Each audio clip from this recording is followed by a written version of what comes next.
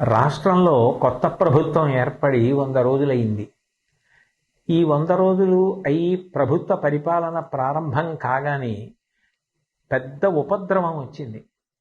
కృష్ణానదికి గొప్ప వరదలు రావడం, ఆ వరదల్లో ఎన్నో వేల కుటుంబాలు నిర్వాసితులు కావడం, ప్రజలు అన్నవస్త్రాలకి అలమటించడం లాంటివి కూడా సంభవించాయి. అటువంటి విపత్కర సమయంలో రాష్ట్ర ముఖ్యమంత్రి గౌరవనీయులు శ్రీ నారా చంద్రబాబు నాయుడు గారు జేసీబీ ఎక్కి పడవలో ప్రయాణం చేస్తూ బురద నీటిలో నడుస్తూ ప్రజలందరికీ కూడా ధైర్యాన్ని కల్పించి నేనున్నాను, బెంగ పెట్టుకోవద్దు అని చెప్పి వాళ్లలో ఒక స్థైర్యాన్ని నెలకొల్పారు. అలాగే మంత్రులు, అధికారులు, అనధికారులు అందరూ కూడా ఆ కష్టంలో ఉన్న ప్రజలందరినీ ఆదుకోవాలి అని గొప్ప ఆర్తిని చూపించారు. ఈ సందర్భంగా ప్రత్యేకించి ప్రస్తావించవలసిన వారు పారిశుధ్య సిబ్బంది. అనేక పురపాలక సంఘాలలో పనిచేస్తున్న వారందరూ కూడా విజయవాడ పట్టణానికి చేరుకుని అక్కడ అంటువ్యాధులు ప్రబలకుండా ఉండడం కోసం బ్లీచింగ్ చల్లడం లాంటి కార్యక్రమాలు నిర్వహించడంతో పాటుగా మంచినీటి సౌకర్యం ఏర్పాటు చేయడం, నిత్యావసర వస్తువులు అందచేయడం, ఇవన్నీ కూడా యుద్ధ ప్రాతిపదికన చేశారు. స్వచ్ఛంద సంస్థలకి సంబంధించినటువంటి అనేక మంది సభ్యులు, ప్రజలు, వ్యాపార సంస్థలు, విద్యా సంస్థలు ఇతోధికంగా విరాళాలను ప్రకటించాయి.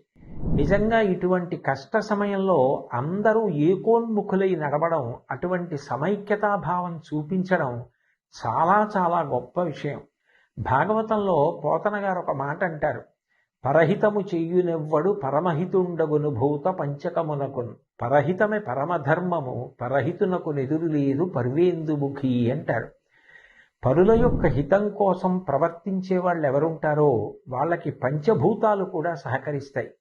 ఇటువంటి కష్టకాలం వచ్చినప్పుడు ప్రజలందరూ కూడా ఒకే త్రాటి మీద నిలబడడం, అంత గొప్ప సమైక్యతా భావంతో కష్టంలో ఉన్న వాళ్ళందరినీ ఆదుకోవాలని ప్రయత్నించడం చాలా చాలా గొప్ప విషయం.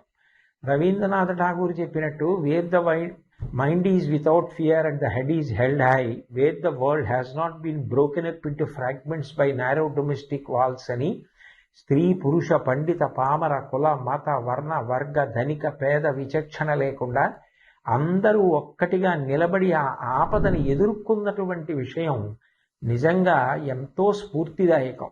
రాబోయే కాలంలో కూడా సుపరిపాలన ప్రభుత్వం అందించడానికి, ప్రజలందరూ సమైక్యంగా ఉండి ప్రగతి బాటలో నడవడానికి కావలసినటువంటి మంచి బుద్ధి వైభవాన్ని పొందడానికి భగవంతుడు తన ఆశీర్వచనాన్ని అందించాలని, ఈ రాష్ట్రం బాగా వృద్ధిలోకి రావడానికి అది కారణం కావాలని నేను భగవంతుణ్ణి ప్రార్థన చేస్తూ, నిజంగా ఈ కష్టకాలంలో అంత గొప్పగా నిలబడిన అందరికీ నా హృదయపూర్వక నమస్కారాలు తెలియచేస్తూ సెలవు తీసుకుంటున్నాను.